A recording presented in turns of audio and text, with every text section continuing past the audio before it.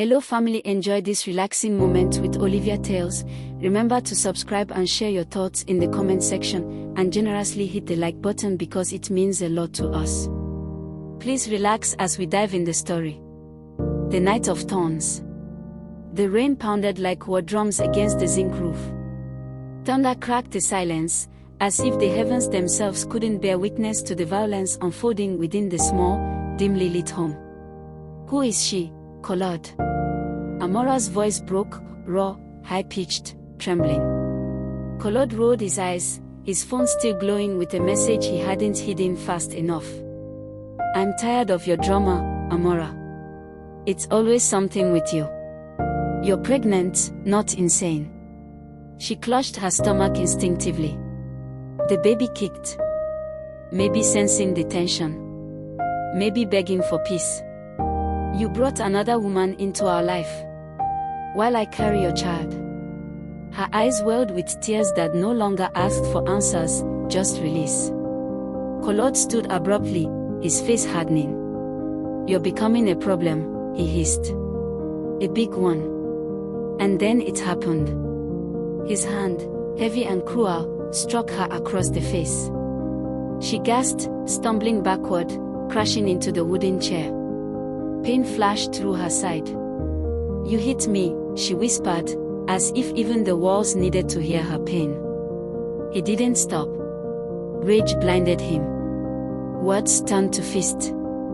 And in minutes, she was on the floor, sobbing in pain, begging for mercy from a man who once swore to protect her. Then came the cruelest blow. He threw her out. Into the cold, stormy night. "Leave. Go cry to your mother or to God." "I don't care." Collard barked. Barefoot, bleeding, pregnant, she stumbled into the wet darkness, sobbing louder than the thunder. And in the black silence of the bush path, something slithered. Something ancient. Something venomous. Her foot slipped. She fell near the thorny edge of the trees. And then, a hiss. Two sharp pains, one on her shoulder, one on her swollen belly. Her scream pierced the sky, louder than any storm. Not from the bite alone, but from the curse that had just awakened. Quarterly secrets. 3 months earlier. Amara sat on the edge of their bed, her hands trembling slightly as she held the quarterly ultrasound report.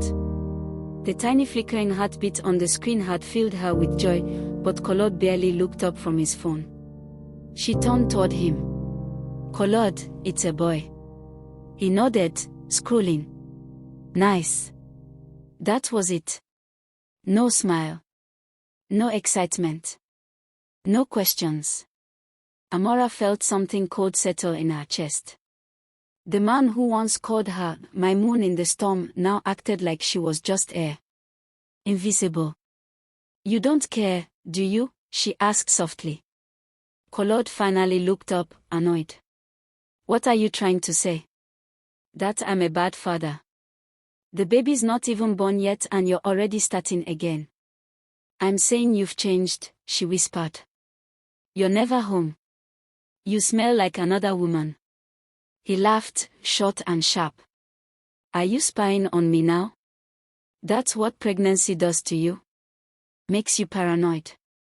She stood, voice shaking. "I saw her. That girl with the yellow hair, outside your office last week. She touched you like she belonged to you." Collard didn't deny it. His silence was louder than any confession. "You always do this around the second trimester," he said, brushing past her. "Drama. That's your pattern." Amara's voice cracked. "Is she the reason you don't touch me anymore? That you walk past me like I don't exist?" He turned sharply. "Maybe if you didn't nag like a wounded parrot all the time, I'd have reason to come home early." The words hit harder than any slap. She sat back down, trying to catch her breath. This wasn't a man in stress. This was a man in love, with someone else. Days passed. Collard's absences grew longer. His lies more careless. The perfume on his shirt wasn't hers.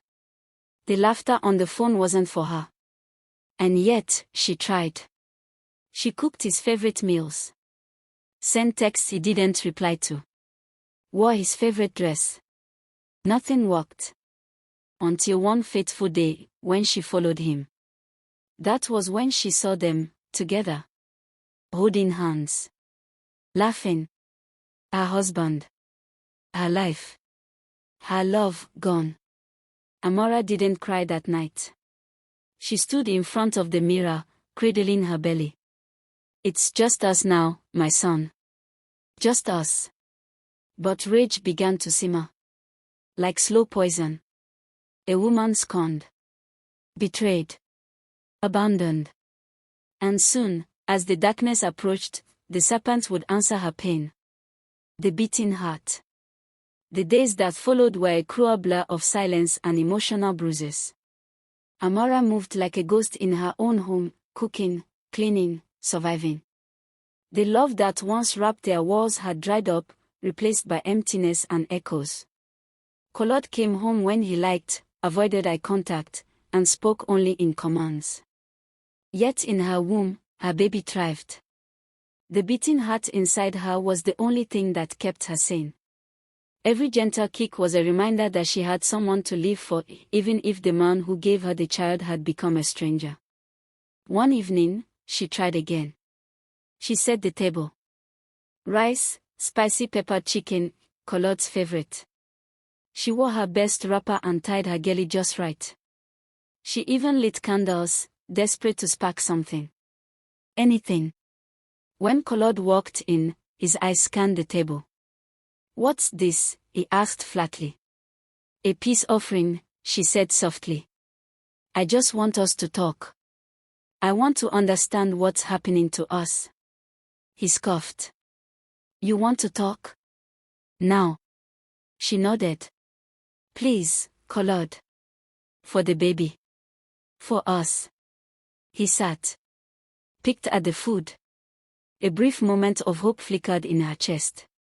But then his phone buzzed. He picked it up immediately, smiling as he spoke. "Yes, baby, I'm home now. Just eating." "No, it's not her food. I'm not even hungry." He got up mid-call, walking out of the room and up the stairs without even looking back. Amara stood frozen, fist clenched, tears brimming in her eyes. She whispered, "Why am I not enough?" The next morning, things got worse. Collard came down dressed sharply, cologne thick in the air. "Where are you going?" she asked. "Don't start," he replied, grabbing his keys. "Are you going to see her again?" Her voice was louder now, shaking. He turned slowly. "You're not my mother, Amara. I don't owe you explanations. I'm your wife," she cried. "And I'm carrying your child. Doesn't that mean anything to you anymore?" That was the last straw. He rushed toward her in anger, his face twisted with disgust. "You're nothing but a burden," he shouted. Then came the shove. The slap. The kick. Amara collapsed, clutching her stomach. The baby. She could barely breathe, barely cry. The world spun as pain shot through her side. And then, he walked out. That night, as she lay bruised on the cold floor, something snapped inside her. Not just pain. Something deeper. Primal. And in the silence, she whispered to the child within her. "We will survive this. Even if it kills me." Outside, the wind howled like a warning. Fate was moving. The midnight exile. Bruise against the wall. Amara stood in the hallway, still bleeding lightly from the bruise on her side. She had dared to ask Collard to drive her to the clinic the next day. The pain in her abdomen had been intensifying, and the baby hadn't kicked since morning. "You're using this pregnancy to trap me," Collard bellowed. "You think you're the first woman to carry a child? Stop acting like the world owes you." She braced herself against the wall. "Please, I just need to check if the baby is okay. That's all. I haven't been to the hospital since." You want a hospital? Go find one, he yelled, storming toward her. But you won't do it in this house. Amara backed away. Collard, please, it's 11 p.m. I have no money, no phone. You should have thought about that before opening your mouth, he growled. In a final act of merciless rage, he grabbed her travel bag from under the stairs, stuffed it with a few clothes, and flung it at her feet. Then he opened the front door. Cold wind rushed in. Get out. Her eyes widened. You're sending me out like this? At night? What if something happens? Then maybe your ancestors will finally do you a favor, he muttered, shoving her hard toward the door. The night swallowed her. Barefoot. No money. 7 months pregnant. She stood on the lonely, muddy road, cradling her belly as tears streamed down her cheeks. Lightning lit the sky in flashes, illuminating the path ahead. She turned back once, hoping, praying he'd come running, say it was a mistake. But the door slammed shut behind her like the sound of a heart breaking. She began to walk. Every step sent jolts of pain through her legs. She tried to avoid puddles, thorns, and stones, but the darkness made it nearly impossible. Her wrapper soaked quickly from the rain, clinging to her skin like shame. Then the wind changed. Suddenly, it was colder, unnaturally cold. The trees ahead rustled louder than the storm. The crickets fell silent. Even the frogs by the swamp stopped croaking. Then came the hiss. She froze. Out of the shadows slithered a massive, dark shape. Scales like oil, eyes like coals. A black anaconda. It wasn't supposed to be in these parts. Amara screamed. But the snake didn't move fast. It watched her, studied her. Then with terrifying grace, it struck. Once. On her shoulder. Again. On her belly. The pain was searing, white-hot. She dropped to her knees, clutching her womb, crying out not just in pain, but in terror for the child she might now lose. Then, something strange happened. As the venom entered her bloodstream, the world around her blurred. Her sobs slowed. Her heartbeat echoed louder than the storm. She heard whispers. In a language older than time. Her vision faded, not to black, but to fire. Symbols. Eyes. Scales. A voice. You have been chosen. Bitten. Marked. What they took from you, you will reclaim. Twice over. And then, all went still. The serpent's judgment. She awoke in silence. No rain. No thunder.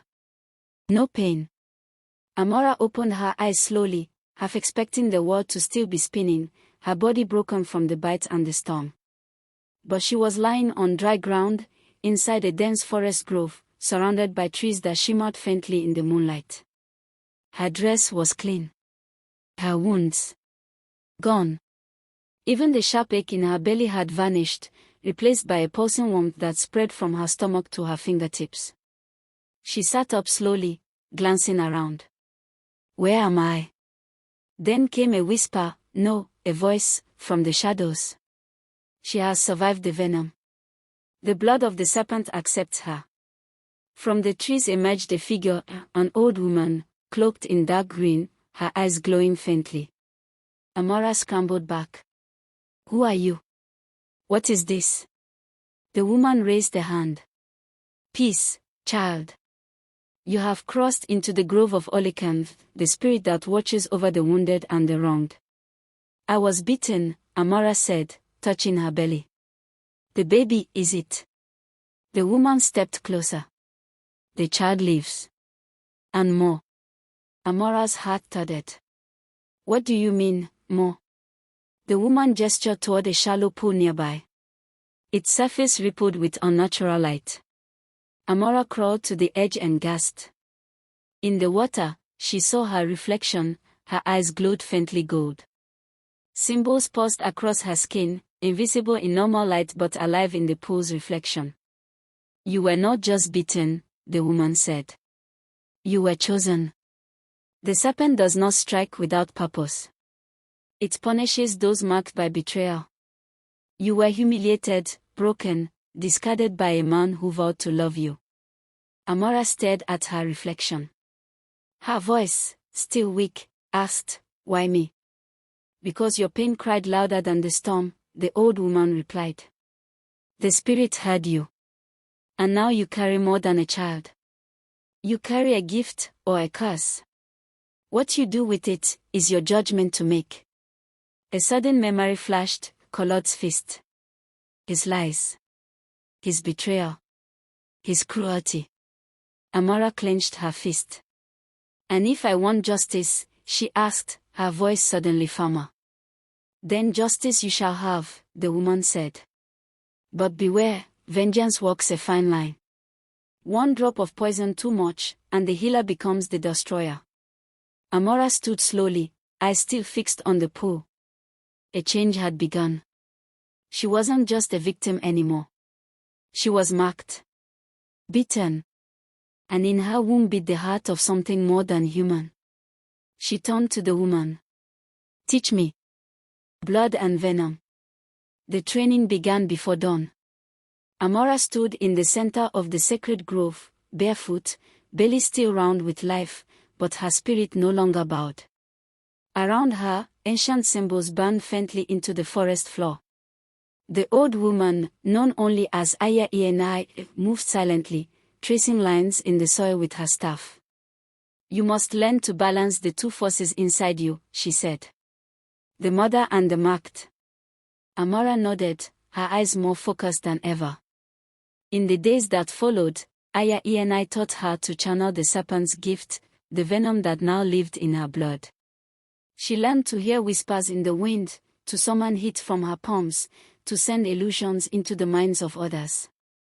Her senses sharpened, she could smell deceit, feel lies crawl across her skin, and move with an unnatural speed when threatened. But it came at a cost. Each time she drew power, her unborn child responded, kicking, shifting, as if the baby, too, was evolving. One night, Amara cried out in pain, collapsing to her knees. "The baby," she gasped. "It's burning inside." Aya rushed to her side, placing her palm over Amara's belly. The symbols on her skin glowed brightly. Then, silence. "Peace. It grows faster than you know," the old woman whispered. "The bite awakened something in him too. A protector spirit now stirs in your child's soul." Amara blinked away the tears. "So he's, like me?" "No," Aya said slowly. "He's more. And that is why the father must be dealt with. For the blood that created him is poisoned with cruelty. The child must not be born into fear." Amara looked down at her hands, scars now shaped like fangs had formed where the anaconda bit her. She remembered Collot's face, the hatred in his eyes, the way he closed the door on her that night. She whispered, "I'm ready." Aya handed her a cloth-wrapped bundle. Inside was a small gourd, carved with symbols of judgment. "This holds the venom of your transformation. You will not need to fight him with fists. One drop is enough to reveal his heart or end it." "But what if I still love him?" Amara asked, voice trembling. The old woman looked into her eyes. "Then you must ask yourself, does love mean returning to the hand that broke you, or protecting the life inside you from ever knowing that pain?" Silence fell. The next day, Amara stepped out of the grove, clothed in black. Her eyes gleamed like polished gold. Her belly no longer slowed her, it carried her forward. Toward Collot. Toward the reckoning. The return of the bitten. The night she returned, the air stood still. Collot sat on the veranda, sipping beer and laughing over a call with his side chick, legs spread wide, his confidence bloated with the lie of freedom. He thought she was gone. Defeated. Disgraced. So when the wind shifted, cold, Suddenly, he looked up, frowning. And then he saw her. Amara. Standing at the edge of the compound. Clothed in black. Belly full. Eyes glowing gold. Alive. Claude stood up, stumbling slightly. You, his voice cracked. They said. I thought you were dead. No, she said calmly. I was reborn. She walked closer. Slow. Graceful. Every step was an echo of power. Claude backed away. What do you want? Oh.